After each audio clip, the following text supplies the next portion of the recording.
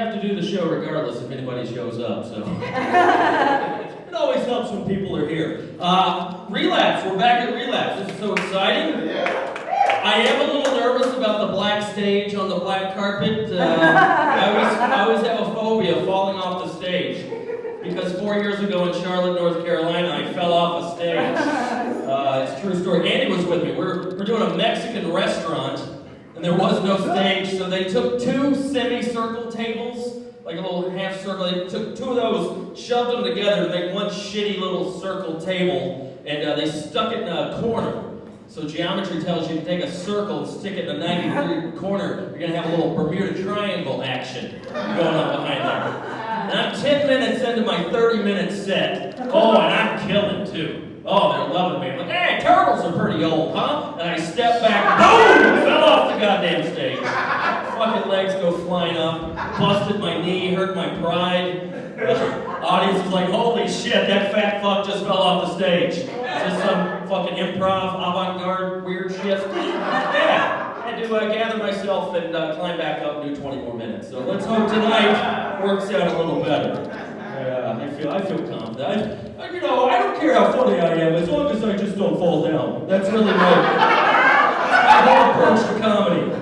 Just stay upright for 20 minutes, Dave, and you'll be fine. Guys, call me old-fashioned, but when I call a Chinese restaurant, I want to hear some broken English. Does that make me an asshole? No, you know what I mean. It's a true story. I was visiting my family a few months ago. They live in South Georgia. And they're like, hey, let's get some Chinese food. I'm like, hey, I like Chinese food. So I was going to call, because I wanted to pay for it, be a good son. I swear to God, it's the place they always call. I call the number. This is what I got. By the garden, can I help you? I panicked and hung up. It was just a reflex. Like, oh, shit, boom. I literally hung up. 5 seconds later, I was like, wait a minute, he said Panda Garden. Holy shit. Who is that guy? Like, I'm not a snob, but I don't want some dickhead I went to high school with making my Chinese food. It just seems weird and unnatural. Pork dumplings for Dave. It's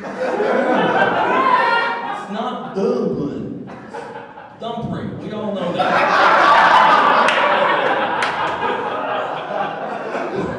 This is a true story. Who is that guy? I've called 1,000 Chinese restaurants, ordered 1,000 meals. Never have I spoken to anybody other than an Asian person. This is just some fucking dude. Like, I should have called him back because he seemed enthused. He seemed to like take pride in his job. He kind of probably upsold me on all kinds of shit. Hey, listen, how many people you try to feed this evening, all right? If it's 4, 3, or 4, you probably want to go with our Panda Party Pack, okay? That comes with your choice of 4 entrees, white or fried rice. We're going to throw in some crab rangoons. Maybe your choice of soup. And those entrees, Dave, by the way, they can be anything on the left side of the menu. We're talking orange chicken, sesame chicken, Szechuan chicken, moo goo gai pan, that's chicken, General Tso's chicken. A lot of people don't know if it's Tso's or Sal's. You call me up, just say either one. I know what you mean. Seafood delight, pepper steak, beef and broccoli. Got all kinds of stuff, Dave. We have a place here at the Panda Garden. Like, a lot of people want to know, what's a southern boy from Powder Springs, Georgia doing operating the Chinese food? Well, it's a long story. I'm a big old pothead. I'll go ahead and admit that to you, Dave. I've been smoking marijuana most of my life. And when I was a younger man, me and my buddies get all stoned up on a couple J's. And what we go to every goddamn time, we went that sesame chicken. Boy, I just ate that shit up all day long.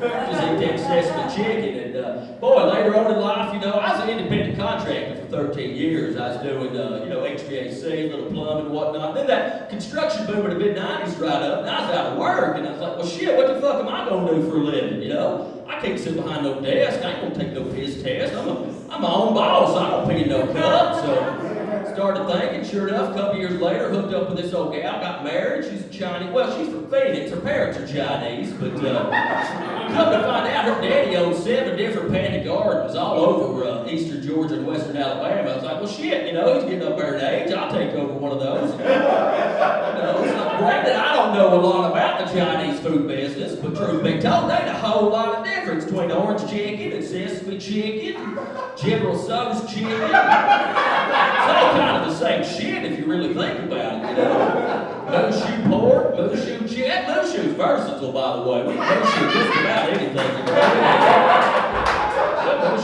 shit up for you real nice, 7 years later, we're thriving. I'm up to my asshole with great red goats and egg food, y'all, you name it, buddy. I'm selling all kinds of that shit. I'm breaking down barriers, too, is what I'm doing. A lot of people think white boys can't sell Chinese, but I'm Jackie Robinson of Chinese food.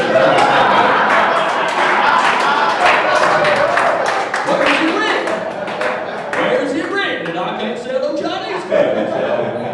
My advice to you, next time you call Panda Garden in Powder Springs, Georgia, you probably stay on the goddamn phone. Don't hang up so quick. You learned something. So people also ask, how long is this bid? Is this what it is? Is this what we pay $10 to listen to him beside a goddamn Chinese food menu? Shit, I don't know. Really no ending to that bit. I just go until you get bored. So. Almost fell off the stage. It's good to be back in Georgia. We've been on the road for a while. It's good to be back in Atlanta, the Napa Valley of Biscuits. Holy shit. Work cut out for me this week. A lot of biscuits. I'm going to take the gravy tour tomorrow. That's going to be fun.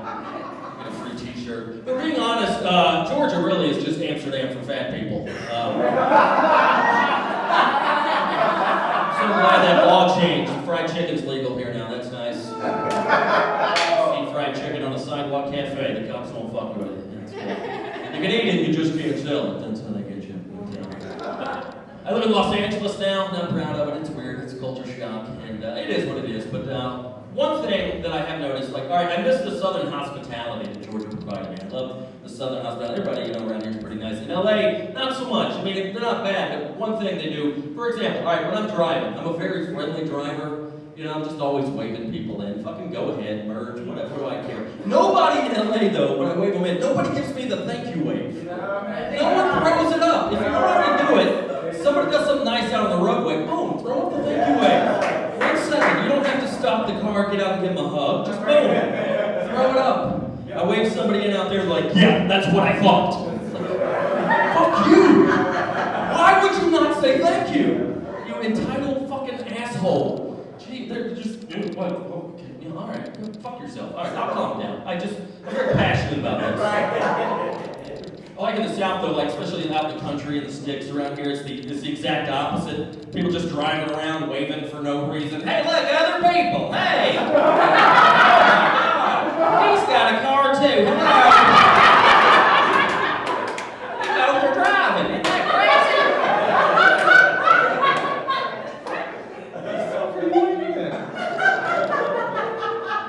I get to go see my family next week. That's exciting. My dad just retired, so naturally, to pass the time, he's taking up doomsday prepping. Yeah, that's what old Southern dudes do. They get ready for the shit. So my dad keeps telling me. I don't know what that means. No firearms as of yet. Does have a basement full of Chef Boyardee and Dr. Pepper, so just in case. Just in case what, Dad? A potluck dinner breaks out? What the hell are you doing? They can take my beefaroni when they pry through my cold dead hands. Nobody's gonna do that, Dad. Beefaroni's like a gun. It's better to have it not need it than need it not have it. All right, you old sucker. Calm down. My mom, she's a goofy old Southern belle. I love her to death, but she's just a goofball.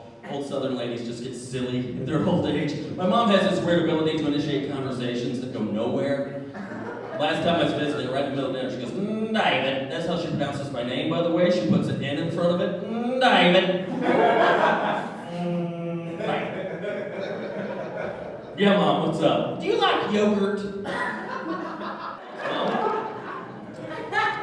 My mom's old and Southern. She's not a racist. She is, though, a classist. My mom doesn't like anybody in a different tax bracket, particularly yuppies.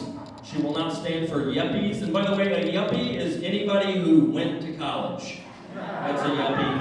I don't know why they gotta run it in our faces with their Honda Accords. That's a true quote. Not sure what the fuck that means. These assholes with their dependable cars.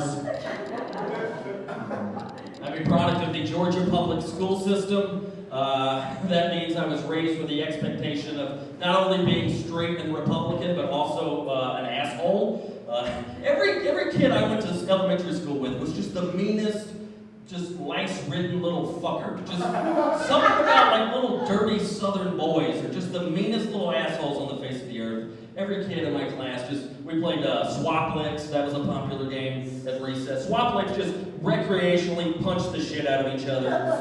There's no beef, we're not mad. You punch me and I'll punch you right back. That was a popular game. They would always have like weird bumper stickers and stuff on their notebooks. I love cats, dead ones.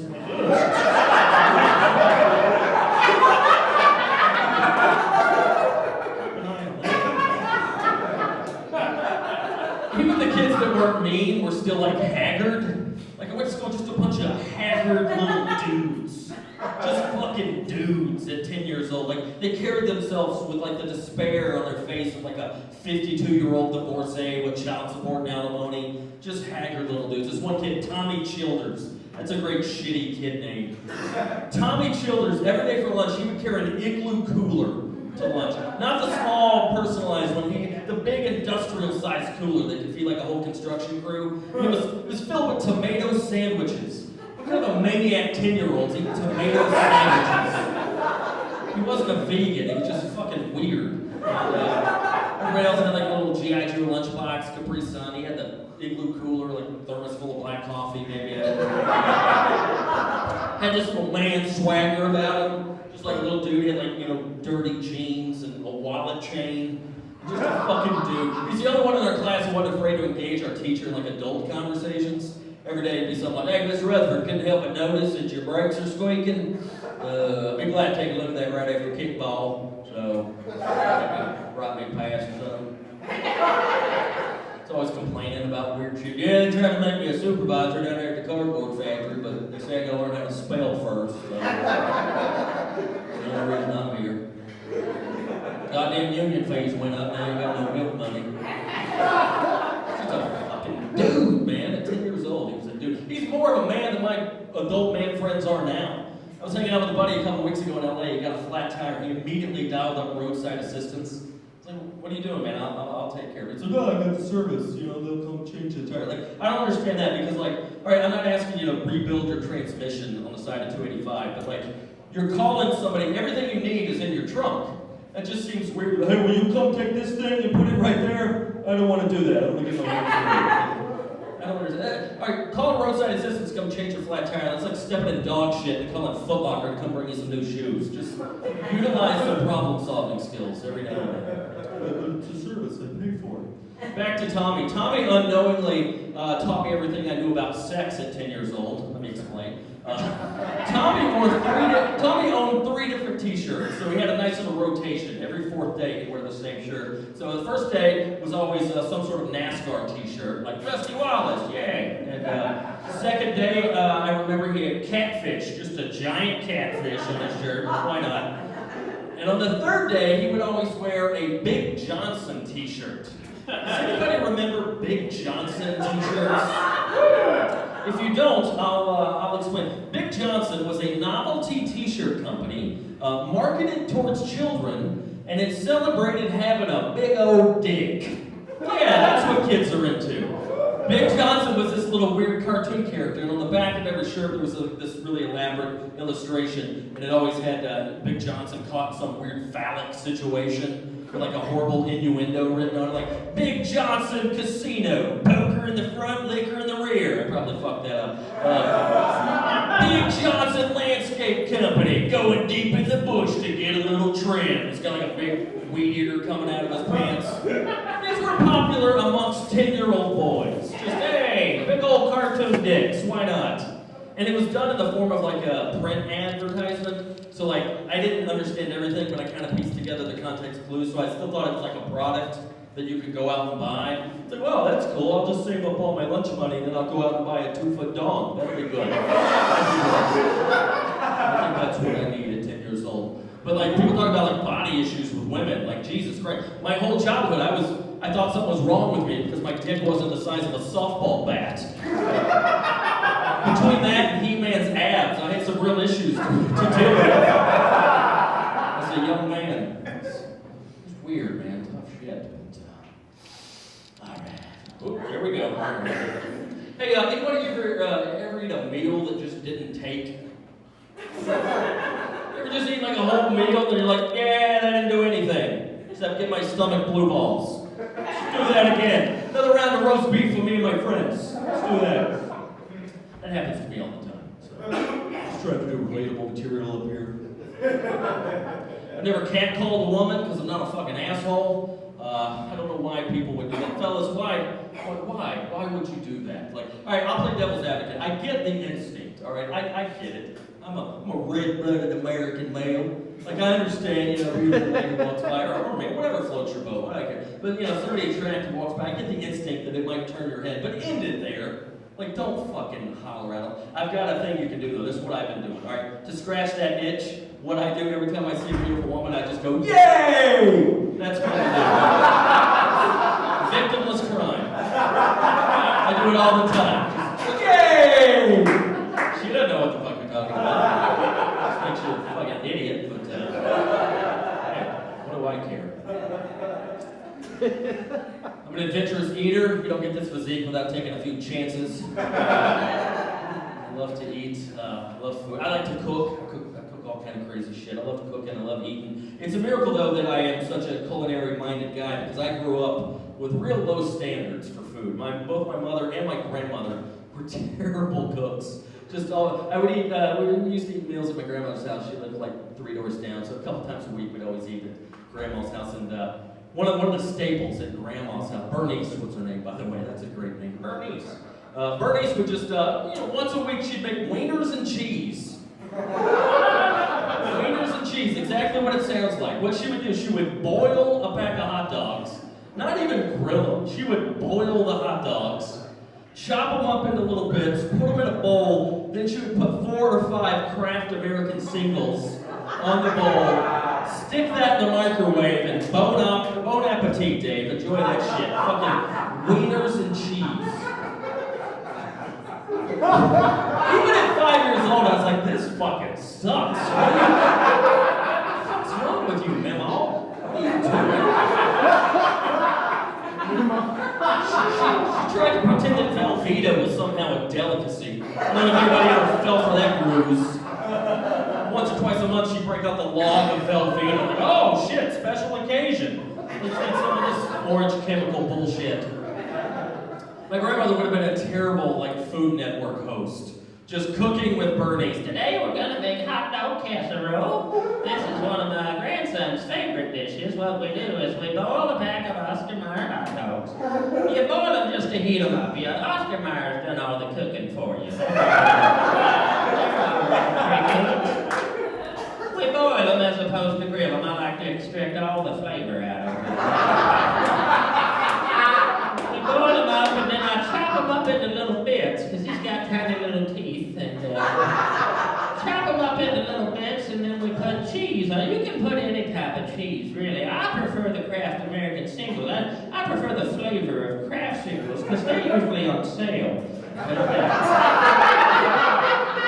Once you put the cheese on the hot dogs, then you want to put it in a microwave-safe bowl and put it in the microwave and just get the popcorn button.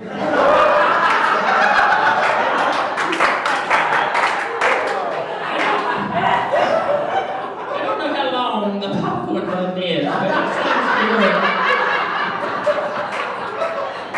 Now, in the event that your microwave does not have a popcorn button, I found that the same amount of time can be spent by singing one of your favorite Baptist hymnals. So, my favorite is Throw Out the Lifeline. Throw out the lifeline. Throw out the lifeline. Someone is drifting away.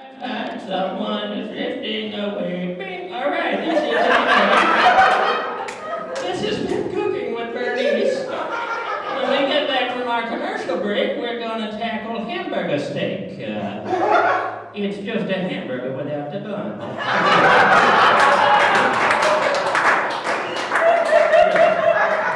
You're a fucking Food Network star. Bernice Thompson. Good time. I'm not an educated man, if you haven't already induced. There we go. Most people, he said the wrong word. didn't go to college, went to vocational college. Not a lot of tradition to fall back on when you go to Appalachian Industrial Tech, the fighting spot welders. My college didn't even have rivals. It was like the DOT or the water department. I don't know. Given the fact that I don't have a very good education, I do have, however, a very peppered employment history. I've worked all kind of weird, just fucking jobs. 19 years old, for 6 months, I was a loss prevention officer at Ingles grocery stores. Loss prevention, just a fancy word for undercover security guard. It's true. For 6 months, I worked about 30 hours a week, and they would rotate me at like a couple of different Ingles grocery stores. But the one I spent most of my time at was the one in my hometown.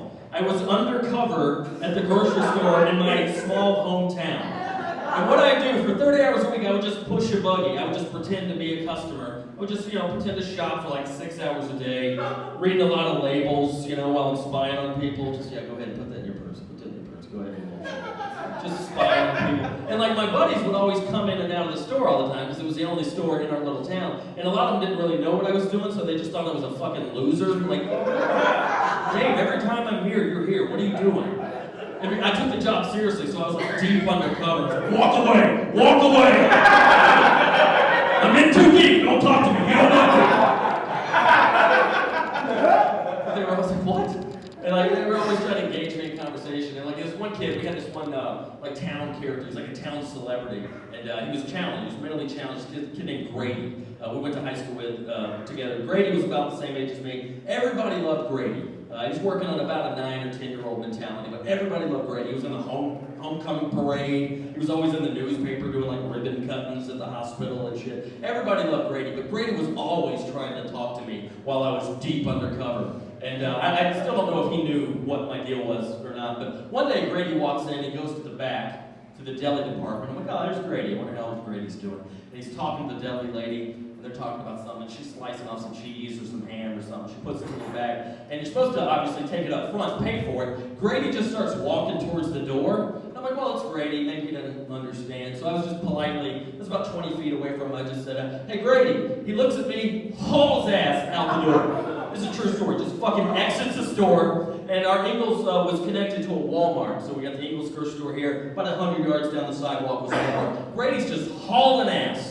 to Walmart. And by the way, in 6 months, I didn't make one arrest. I sucked. Either that or people were just too honest in Canton, Georgia. Anyway, so the only thing I could think to say, I was in my mind, I was like, fuck, really? This is my first arrest? Grady, I don't want to do this. I just said, Grady, don't make me do this! I don't know what that meant. I thought maybe that would scare him back into the store.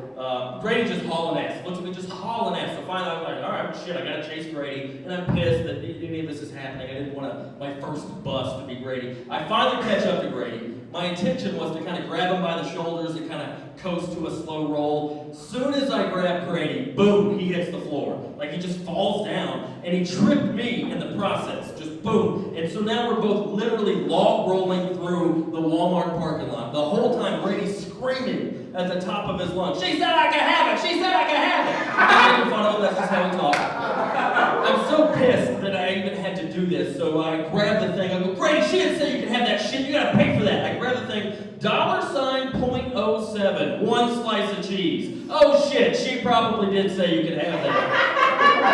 Because that's a piece of cheese, she's a sweet old lady, and you're retarded, so. Not on my watch! Take that shit down to Publix, Grady. Was promptly terminated. HR frowned upon anybody physically assaulting mentally challenged people. So that was my foray into food law enforcement. Had to find another gig. A few weeks later, I landed a job at a little outfit called Longhorn Steakhouse. Great quality family steakhouse. Worked at branch 138 in Canton, Georgia. That number means nothing to you unless you're also a member of the Longhorn family. Then you would know Branch 138 sold the most chicken fingers of any Longhorn in the country the 2 years that I worked there. Those rednecks love their chicken fingers. Chicken finger basket. Chicken tender basket. I don't care what it is, just put it in the basket. I want all my food in the basket, please. You don't want to get some salmon or a nice sirloin? Ooh, chicken flavor, baby. More ranch for the free bread. Can we do that? I waited tables for 2 years at Longhorn Steakhouse, and it was a tough gig. So I was always constantly thinking of little jokes and pranks to play to make it tolerable. One of my favorite little zingers was anybody in the restaurant biz will know 86. 86 is code for we're out of. Kitchen runs out of something, they'll tell the waitstaff, hey, 86 is, we don't have any, don't sell any. Every night we would run out of baked potatoes. Every night. Those rednecks just dip them in ranch, swallow them whole, like trash item. Every night we'd run out of baked potatoes, and every night somebody from the kitchen would yell, 86 baked potatoes! And then I'd step up and go, that's a lot of baked potatoes! Nobody laughed. Never got a laugh. My fucking idiot coworkers, they took it too literally. Dave, it actually means the... Yeah, I know what the fuck it means. Another game I would play, the boner game. That was a classic, let me explain. At Longhorn, we had to wear these dumb little black aprons. Just these silly little aprons that went around your waist. And it had one pocket right in the middle. And that's where you put your little checkbook thing, little pouch, put the checkbook, write the orders down. Boner game was just go wait on your table and try to give yourself a boner. Oh, it was a doozy. I was great at that game. What you do, you saddle up to your table and you take that checkbook in the pouch and just oh so subtly manipulate that thing up and down. Just a little nervous tip there. The apron's covering everything. They can't see what's touching what there. Just up and down. You know, hey guys, I'm Dave. I'll be taking care of y'all this afternoon. Today we have a special. It's our 14-ounce bone-in ribeye. Comes with 2 of our signature sides and your choice of soup or salad. I'll be right back with those drinks. Then I go in the back and show my buddy, hey, I kinda got a boner.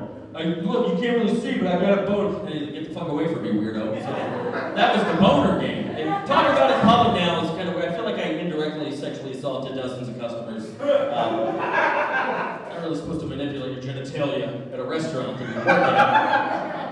My favorite gag I would do, I did this prank about once or twice a week. Oh, it was so much fun. I used to burn these idiots down, man, with this one. All right, you go to Longhorn on your birthday, like a lot of restaurants, you tell them it's your birthday, you get a free dessert, right? Some key lime pie, bread Alamo, it's a good time. Not only would you get the free dessert, we would sing you the Longhorn birthday song. Not happy birthday, had our own customized birthday song, went like this. Fried chicken, country hog, it's your birthday, hot dog. That's a catchy number. That'll get stuck in your head, that's a good time.